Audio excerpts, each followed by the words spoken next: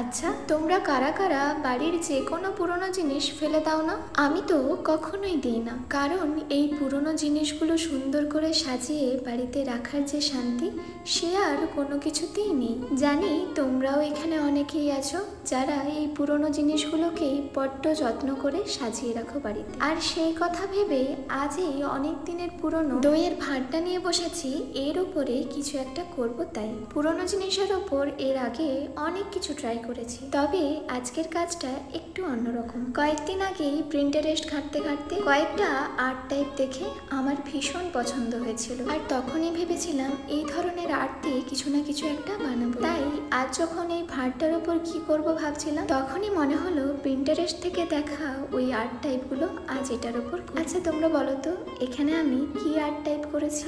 আজকের এই কাজের কালার কম্বিনেশনটাও আমার কাছে নতুন। ব্রাউন, ব্ল্যাক অ্যান্ড হোয়াইট এই কম্বিনেশনে এর আগে কোনো কাজই আমি কখনো করিনি, আর এটা হলো আজকের এই কাজের ফাইনাল লুক। অবশ্যই জানিও আজকের এই নতুন ধরনের কাজটা তোমাদের কেমন লাগলো। আজ এতটুকুই, দেখা হবে নেক্সট ভিডিওতে।